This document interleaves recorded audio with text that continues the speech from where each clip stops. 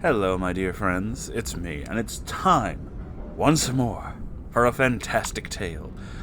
One that I'm actually very interested in, because this is a hell of a story, from what little I've looked at. Let's just get right to it, shall we? From Reddit user Final Fail 2, the second Final Fail, this is, I used to be a Legbeard. There's a lot of promise in that title, and I'm really hoping this gets good, so here we go.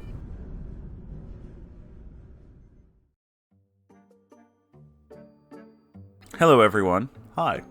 I'm back, and here to post a tale of my own cringe. I've read a lot of I used to be a neckbeard stories, but as an FDM trans fellow, I wasn't a neckbeard, but a legbeard. Apologies for bad formatting, I'm once again on mobile. The story starts around the end of 6th grade, when I was a mere 11 years old. I began to get into anime, mainly Sailor Moon and Pokemon. Are we the same age? Overall, it didn't get very cringy until I turned 12 and I entered 7th grade. I became obsessed with Pokemon, specifically Pokemon X and Y. I was, frankly, an insane Clement fangirl. Okay, so we're not the same age because I don't know what Clement is and I've never played X and Y. I memorized his lines, read all the YN Wattpad fanfictions, oh god, shipped my self-insert with him, and even shouted his lines from the anime in the hallway at school. Middle school and high school really are just like the worst kind of drug, ain't they? To add to this, it was around the time I stopped caring about my hygiene, never washed or brushed my hair, and on the rare occasion I did shower, I'd only stand in the water or rinse off. To hide the stench that was definitely there, I'd simply use way too much perfume. It's a miracle other kids only made fun of me for my hair and not anything else. Of course, I whined that people were bullying me because I liked anime, not realizing that it was because I would Naruto run in the hallway, ask my classmates, and even teachers to read my horrible self-insert fanfiction, oh honey, no, and was overall cringe. It got worse in 8th grade. I found out about Doki Doki Literature Club. Okay, we are definitely not the same age because I was definitely an adult when that happened. As well as high school DxD. Definitely not the best things for a 12, almost 13-year-old to get into. I behaved like a horrible combo of Yuri and Rias. Would stick out my chest to make it look bigger, would write and exchange poems with a similar edgelord friend of mine. Oh boy. This part gets really bad, so trigger warnings for mentions of self-H and things I can't say on YouTube. Isn't YouTube fucking great? How I can't even warn you about the thing that literally the OP is warning you about? Don't you just fucking love this platform? God, I'm gonna walk into the ocean. I romanticize the ever-loving fuck out of self-bad things and other bad things. You know what they are. I ended up self-Hing frequently. I've come to the conclusion that it's likely a result of undiagnosed depression and anxiety, but that didn't stop me from doing it in class and getting angry at my friends for being concerned. I'd also turn every string or rope I found into a noose. I'm still glad my parents never found them. After my DDLC era ended, I got really into a mobile anime rhythm game I found called Girls Band Party.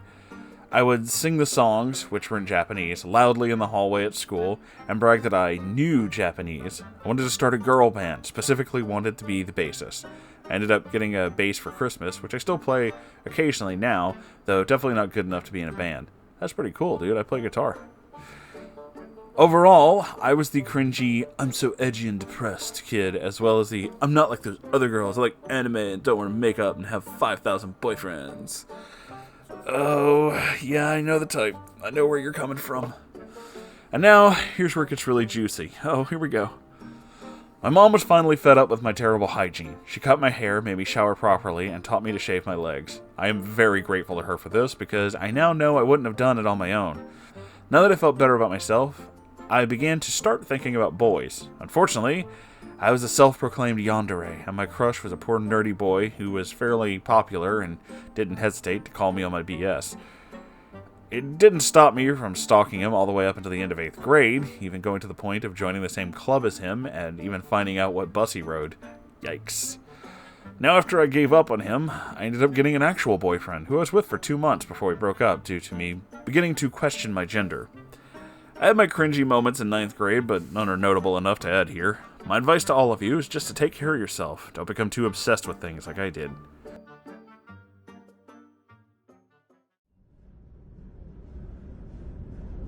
You know, the look into the mindset of the neckbeard and the legbeard is always fascinating. I like hearing the stories of people who are coming out of this on the other side, who are getting better and, want to share their own opinions and things like that.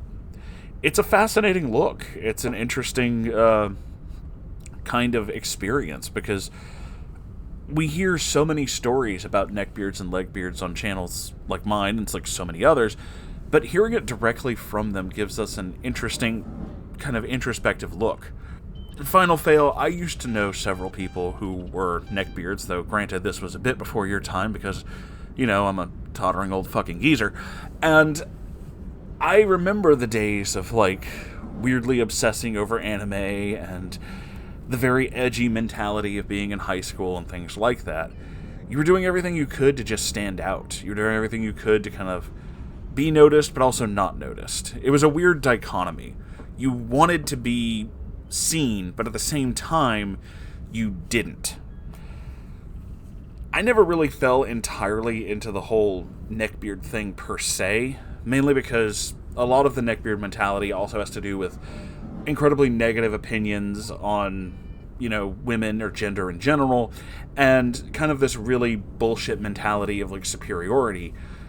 While I did hang out with some of these neckbeards, I never really got that. I never felt like any one gender, despite however many there are, because, honestly, at that time it wasn't really a question. Not that it didn't exist, but because I was, 16 and new to the internet and didn't know shit. So it wasn't really a question to me, and still isn't to this day. If somebody just tells me whatever their gender is, I'm just going to agree and be like, yeah, you know it better than I do, obviously, I'm not you. That was the same thing even then. I didn't think anybody was superior because they did or did not have a penis or whatever.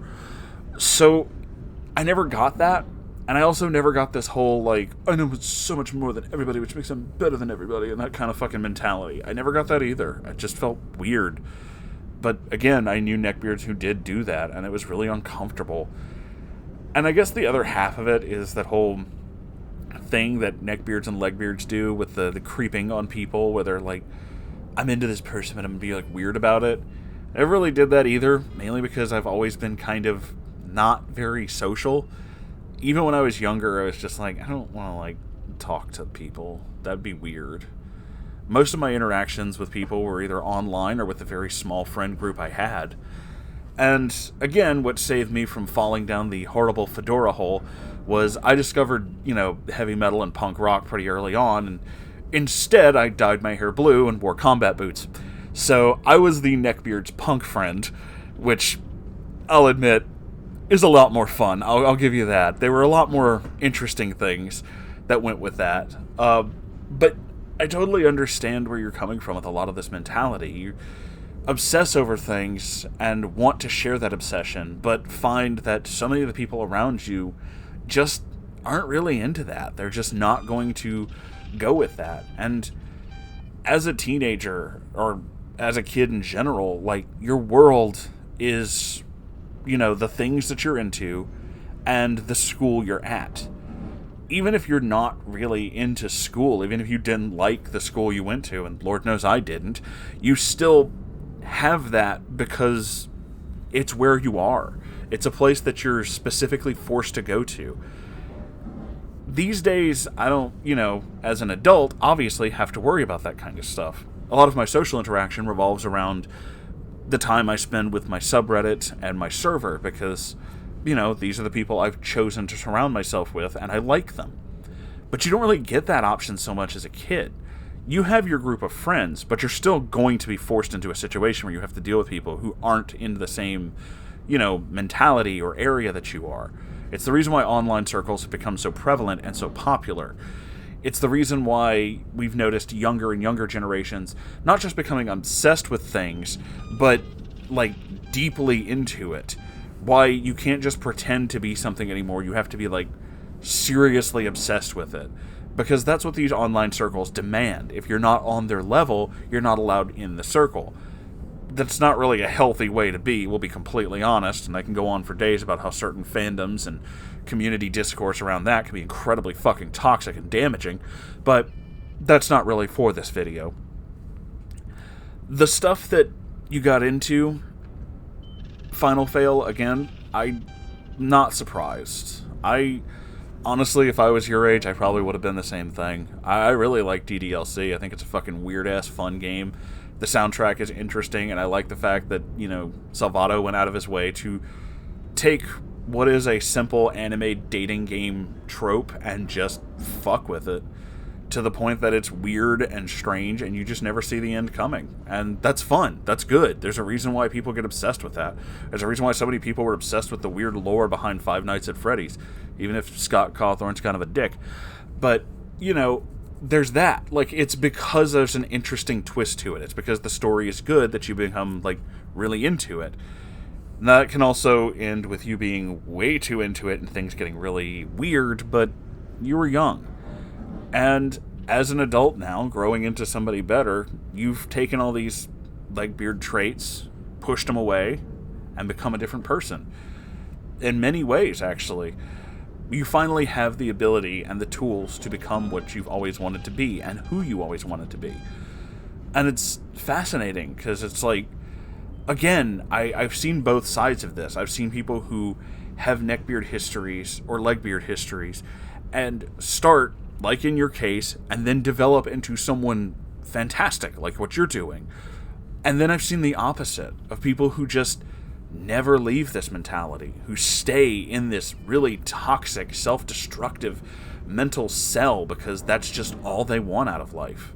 Their entire life is just obsessing over these things and being mad at anybody who dares tell them, you know, bathe or don't be a dick. So it's really fascinating to me when we get to have these conversations. Every neckbeard story has its own interesting point and its own interesting, you know, obviously story, but it's when we get these interesting introspectives that we get to see what it's like from the other side of the mirror. We're always told about neckbeard from a distance. It's not so much we hear about them from them. So, it's fascinating. But, with all that being said, this is the end of the video. So, if you enjoyed this, please like, comment, subscribe, all the good YouTube stuff. I have a Ko-Fi and a merch store. I'd appreciate it if you check those out, but if you can't, that's okay too. Every Saturday there is a live stream. It's much like my videos in all the ways that it's not. And I have a Discord server, if you'd like to join that and hang out with me and all my very strange friends. I also have a mailing address where you can send me weird stuff in the mail and I'll open it on video. All these things and more are in the description of this and every single video, so, you know, check it out if you want to. If you don't, it's fine too. I'm just glad you're here, and I hope you have a great day. I love you all so very, very much, and I'll see you in the next video. Goodbye, everybody.